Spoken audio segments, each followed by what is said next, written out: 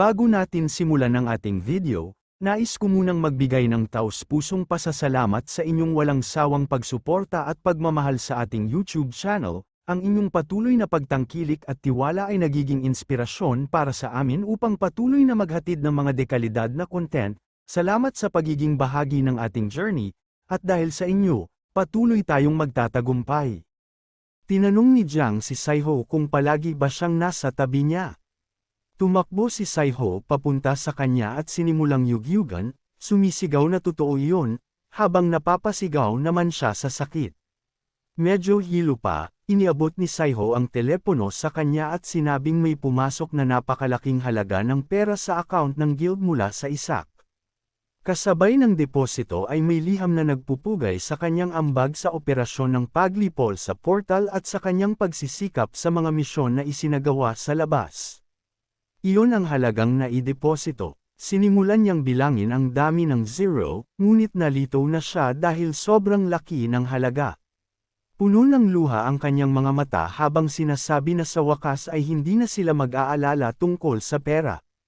Tinanong ni So ang kanilang leader kung ano ang ginawa niya sa loob ng portal at umabot sa ganoong kalaki ang kinita nila.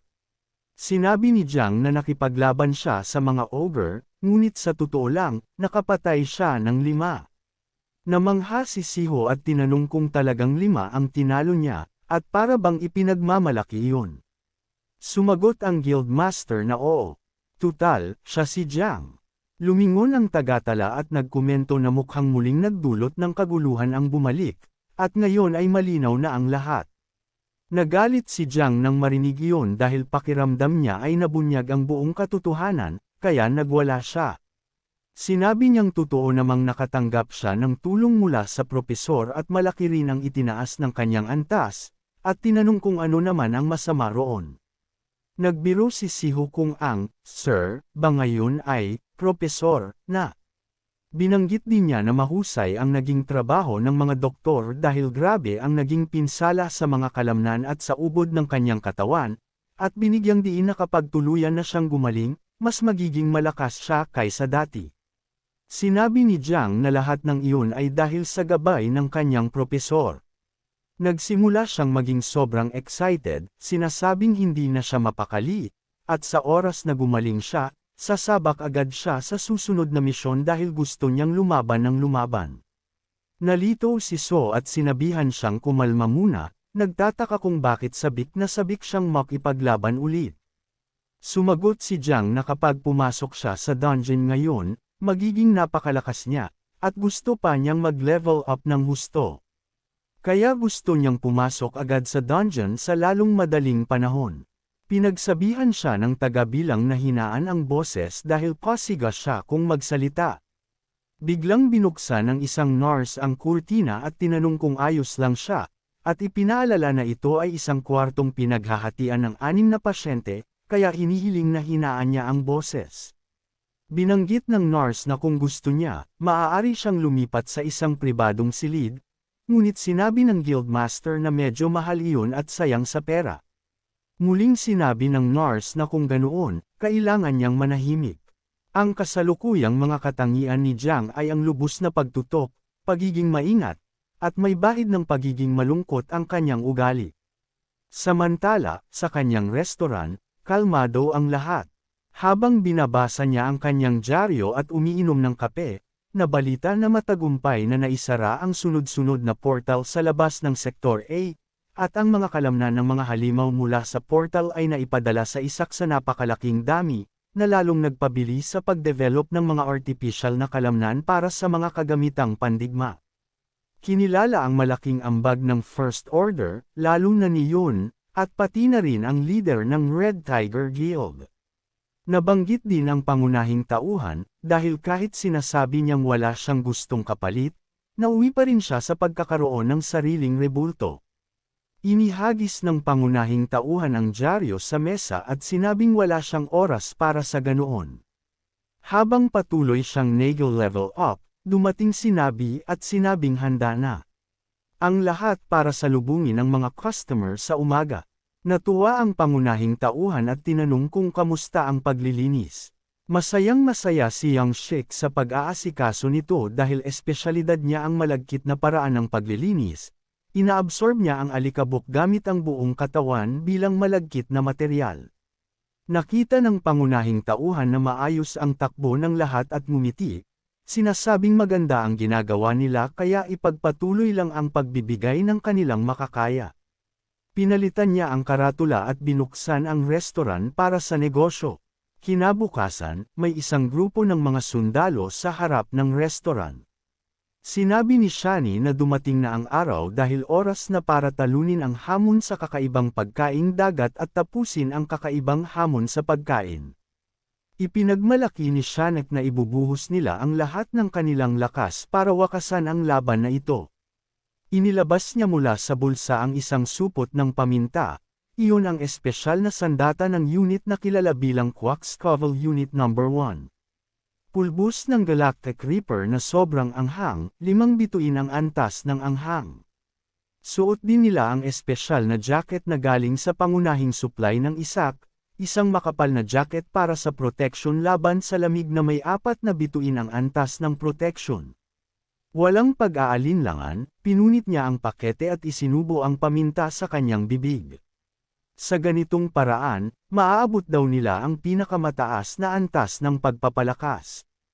Puno ng kumpiyansa at pananabik, nagmarcha sila papunta sa pasukan ng restaurant, pasigaw na sinasabing sa pagkakataong ito ay ipapakita na nila ang tunay na lakas ng isak. Ngunit bago sila pumasok, napansin ni Chansak ang isang anunsyo sa poster. Nakasaad doon na nagtapos na ang unang yugto ng kakaibang hamon sa pagkain sa matinding suporta ng publiko. Simula sa araw na iyon, magsisimula na ang ikalawang yugto ng hamon, at ang inihayag na putahe ay tinatawag na impyernong nilaga ng kailaliman. Hinihiling ng anunsyo ang patuloy na suporta para sa ikalawang yugto. Nang makita ito, tila nawalan ng gana ang lahat dahil alam nilang hindi nauubra ang inihanda nilang estratehiya. Sa loob, abala sa pagluluto ang pangunahing tauhan at sinabing hamina na ang epekto ng kwak dahil matagal itong nakaimbak. Binanggit din niya na karaniwang kaalaman na hindi mabuti ang paulit-ulit na pagkain ng iisang bagay dahil nasasanay ang katawan at nagkakaroon ng resistensya, kaya humihina ang epekto at nauuwi pa sa kakulangan sa sustansya. Sinabi ni Beck na ngayon niya lang naintindihan kung bakit isang buwan siyang nagtatae matapos puro filet ng tupa lang ang kainin niya noong nasa Terre pa siya. Napatingin sa kanya si Suno at tinanong kung hindi ba siya tinuruan ng ina niya na huwag mamili ng pagkain. Nagpakasiga si Beck at tinanong kung mukha ba siyang taong sumusunod sa sinasabi ng nanay niya. Napabuntong hininga na lang ang isa pa, iniisip na wala na talagang pag-asa ang ugali nito. Binago ni Beck ang usapan at tumingin sa pagkaing inihahanda ng pangunahing tauhan, sinasabing mukhang napakaanghang nito. Sumang-ayon si Sang-woo at sinabing tama ang hinala niya, mukha itong maanghang dahil talagang sobrang anghang nito. Ang impyernong nilaga ng kailaliman, na ipinangalan ni Jang Yun, ay may 30 pulang bituin na marka. Hindi na nagulat si Beck at sinabing mukhang malaki rin ang magiging epekto nito, at tinanong kung ano ang mga benepisyo. Sinimulan ni Wu na ipaliwanag na napakahalaga ng epekto ng paglilinis ng katawan para sa mga tao sa kasalukuyan, at ang nilagang iyon ay kayang sunugin at ilabas ang mga mabibigat na metal at iba pang lason mula sa katawan. Bukod pa roon, may sangkap itong karne ng ogre, na itinuturing na pinakamasustansyang pampalakas sa buong mundo. Mainam ito para linisin ang mga ugat at ibalik ang sigla ng katawan. Nagtanong si Beck kung para bang nagkokomersyal ba siya ng pagkain. Gayunpaman, may tanong pa rin si Beck, paano raw nangyari na ang pagkain mukhang napakabuti para sa tao ay humantong sa ganitong kalagayan ng mga taong iyon. Paglingon niya, nakita niyang nakabalot sa mga sako, nakagapos, at mukhang bagsak ang buong pangkat mula sa Sektor A. Nalito rin ang pangunahing tauhan at tinanong kung hindi ba mahilig sa maanghang ang mga Koreano, dahil inakala niyang mas bibilhin ito. Lahat sila ay namamaga ang mga bibig dahil sa sobrang anghang ng paminta. Umiiyak si Chonik at nagrereklamo kung bakit kailangang sobrang anghang, Gayong marami na siyang nakain na pulbos ng sili, bakit kailangan pang mas maanghang iyon? Napabuntong hininga si Suno sa pagkadismaya at sinabing sumuko agad ang grupo matapos ang unang subo, kaya mukhang maraming matitirang pagkain. Tinawag ni Beck ang kanyang guro at sinabing sa ganitong sitwasyon, may isang paraan para makatulong. Lumapit siya sa grupo mula sa Sektor A at sinabing may ibabahagi siyang mahalagang impormasyon. Naging mausisa ang lahat at tinanong kung ano ang ibig niyang sabihin. Sinimulan ni Beck ang paliwanag na ayon sa boss, ang nilagang iyon ay sobrang masustansya. Unti-unting naging interesado ang apat. Ipinagpatuloy ni Beck na ang pampalakas na iyon ay dadaan sa bawat bahagi ng katawan ng kakain, binabalanse ang sustansya at pinupunan ng anumang kakulangan sa kahit saang bahagi ng katawan. Pagkatapos ay yumuko siya ng kaunti at ibinulong na ang nilagang iyon ay may espesyal na benepisyo para sa mga lalaki, bukod pa sa mga lamang loob. Agad na nagliwanag ang mukha ng lahat at sabay-sabay silang napasigaw, nagtatanong kung talagang maganda iyon para sa mga lalaki. Sinimulan ni John na kumawala sa tali, sinasabing kung ganoon, may isa na namang digmaan na magaganap. Muling umupo ang apat sa kanilang mga upuan at sinabing gusto pa nilang kumain. Humanga si Sang-woo sa paraang ginamit ng kanyang alagad. Nagsimulang magdala ng mga ulam si Yang Shik papunta sa grupo mula sa Sektor A.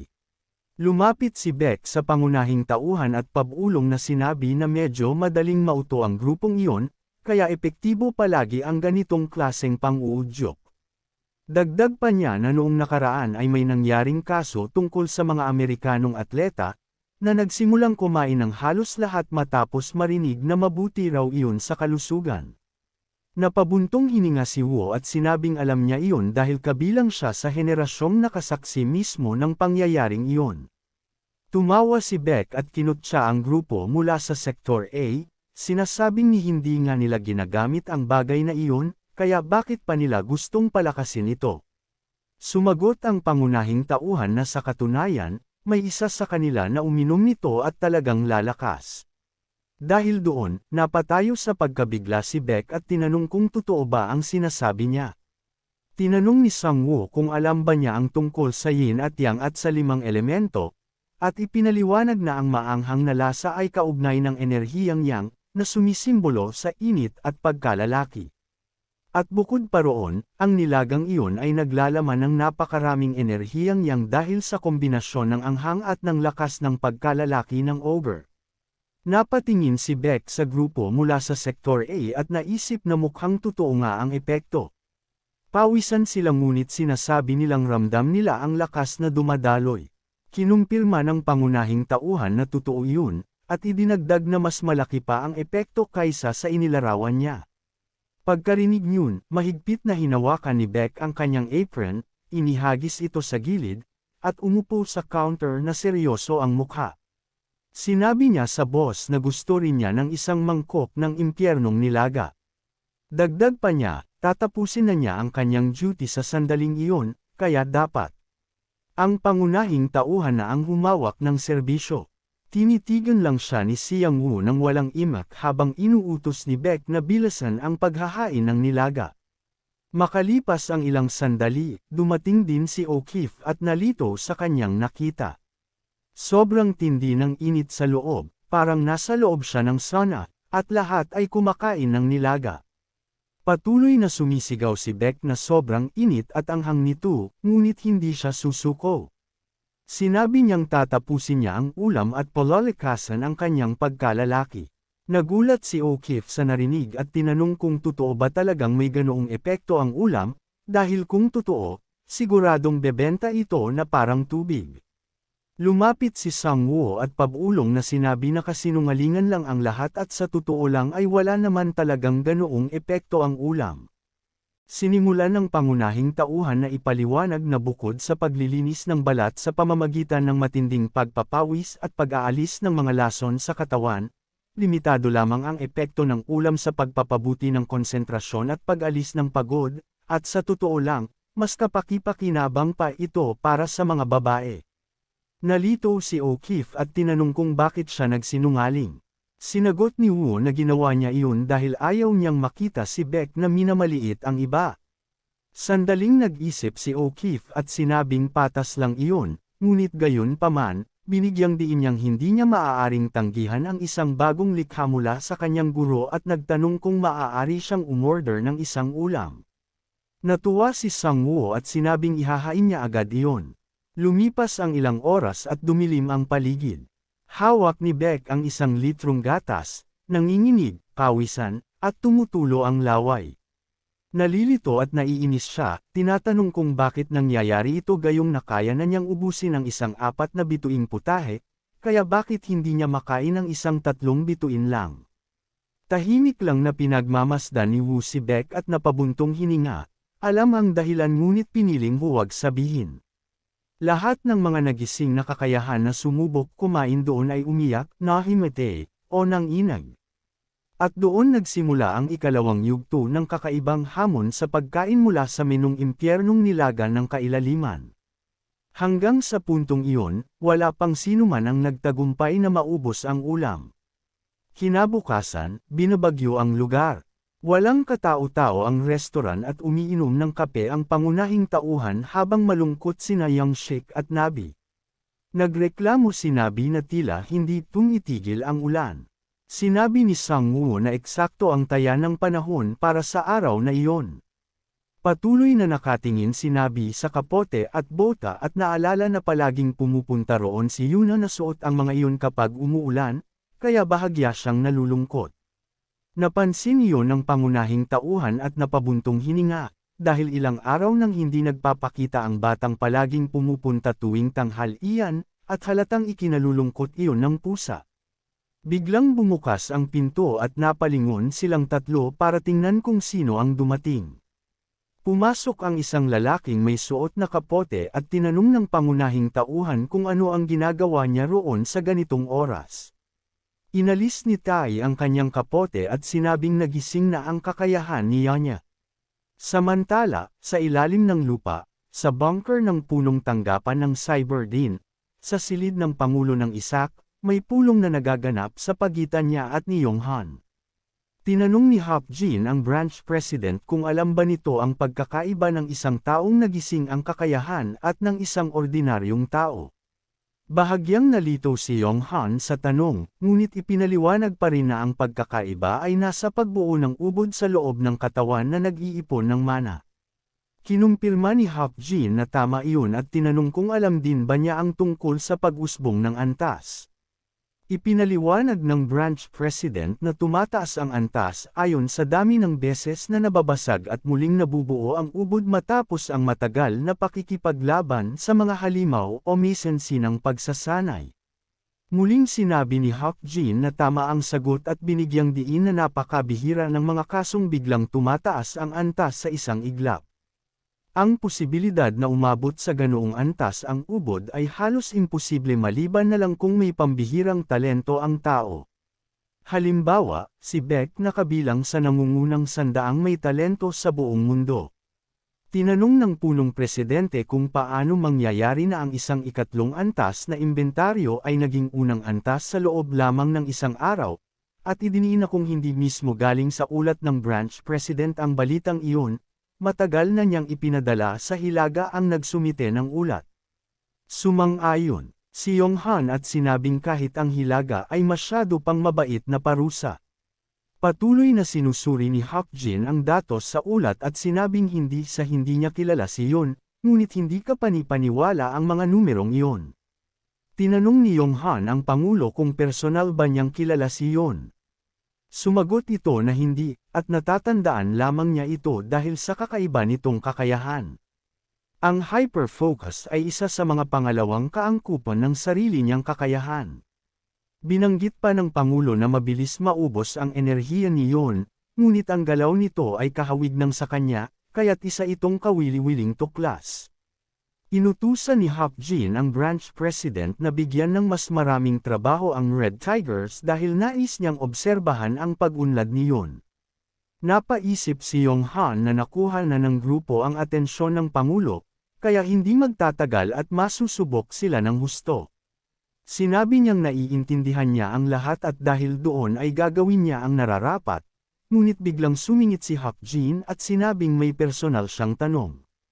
Tinanong ng branch president kung ano ang personal na tanong nito.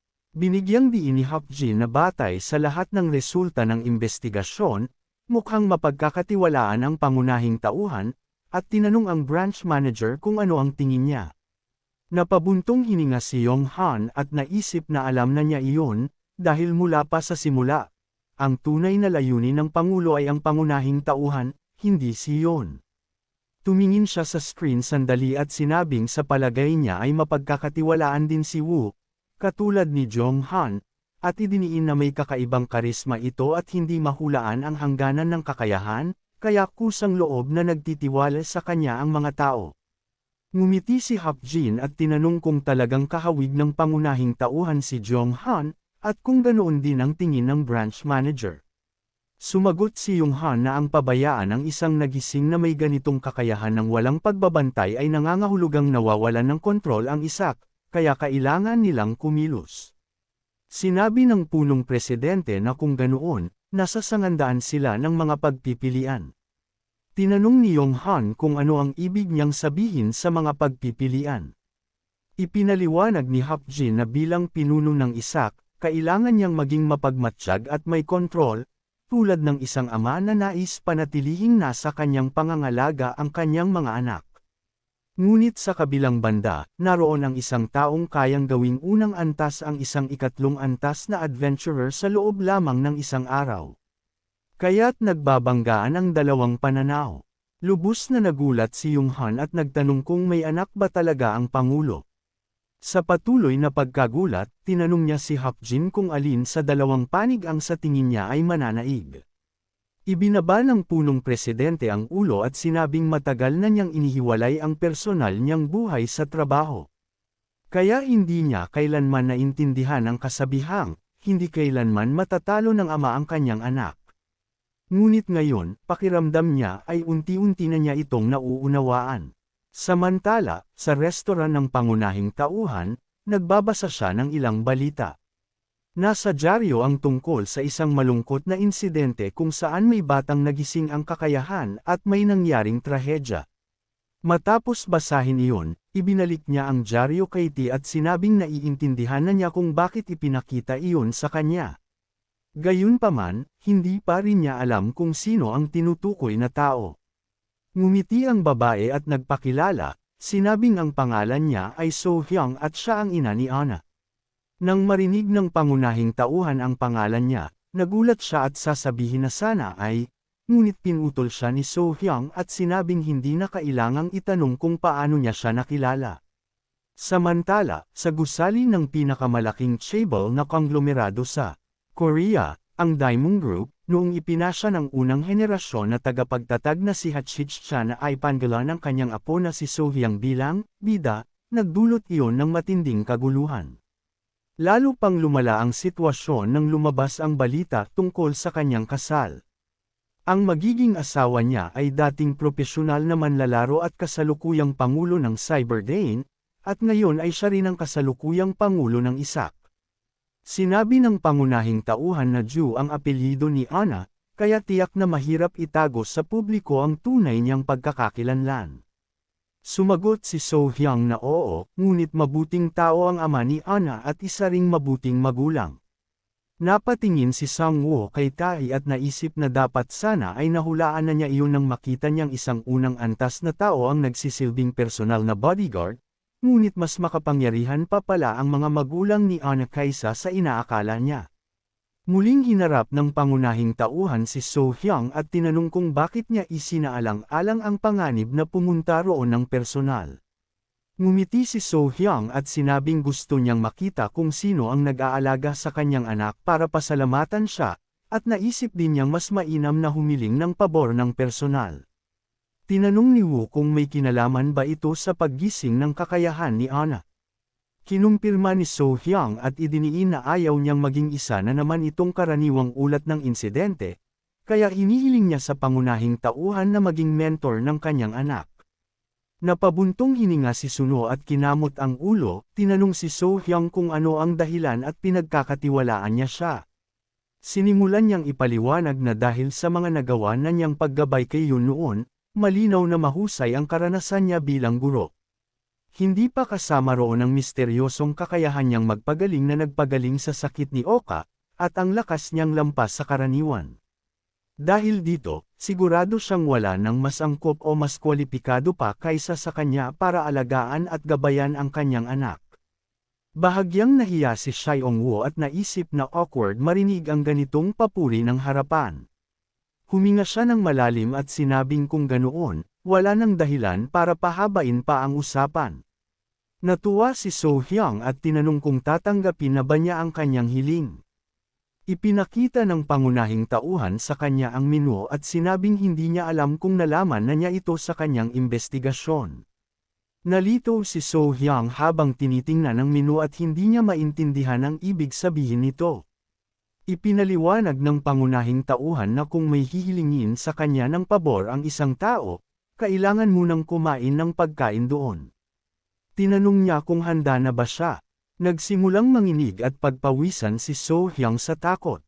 Si So Hyang ay ikatlong henerasyon ng isang chaebol. Ang unang henerasyon na tagapagtatag, si Hai Chan, ay ipinanganak sa isang mahirap na pamilyang magsasaka at nais burahin ang kanyang kahirapan sa nakaraan sa pamamagitan ng yaman na kanyang itinayo sa kasalukuyan. Sa prosesong iyon, naging labis siyang nahumaling sa pagkain. Para sa kanyang lolo, ang pagkain ng masasarap na putahe ang pinakamahalagang bagay sa buhay. Bilang apo niya, lumaki si So Hyang na tinatangkilik ang iba't ibang uri ng mamahaling pagkain. Bago pa man siya magbinata, natikman na niya ang halos lahat ng masasarap na pagkain mula bundok hanggang dagat. Ngunit wala ni isa man sa mga iyon ang tunay na tumatak sa kanya. Bumalik ang eksena sa restaurant, at inihain ang impyernong nilaga. Nanginginig pa rin si So Hyang at tinanong kung pagkain ba talaga ang itinuturing na ganoon. Napatahimik ang lahat at napatingin sa kanya. Medyo nag-alinlangan si So Hyang at sinabing masyadong agresibo ang itsura ng pagkain. Ngumiti ang pangunahing tauhan at tinanong kung seryoso ba siya dahil bago iyon sa pandinig niya. Patuloy na nakatitig si So Hyang sa ulam at naisip na kahit gaano pa kagaling ang isang tanyag na chef, nagiging tunay lang na pagkain ang isang putahe kapag may kumakain ito. Ngunit ang ulam sa harap niya ay parang may sariling personalidad. Nakikita niya ang imahe ng isang sobrang mayabang na tao na para bang nagsasabing, "Anong tinitingin mo? Kung hindi mo kayang kainin, umalis ka." Para bang sinisigawan siya ng mismong pagkain. Sobrang taas ng hinihingi nito sa kanya. Dagdag pa roon, ang maanghang na singaw na pumapaso sa kanyang mga mata ay parang lava. Kung kakainin niya iyon, naalala niya si Beck na umiiyak, nanginginig, at sumisigaw sa sobrang anghang. At kung sakaling kainin niya ito, baka masira ang imahe niya bilang pangulo ng Daemyeon Group. Malakas niyang inihampas ang kutsara sa mesa, iniisip na hindi niya hahayaang mangyari iyon, at naalala ang manual sa pagharap sa krisis na ipinamana ng tagapagtatag ng Daemyeon Group na si Hai Chan. Unang tuntunin, kung hindi mo maiiwasan ang sitwasyon, subukan mo itong pag-usapan at pag-usapan ang posibleng kasunduan.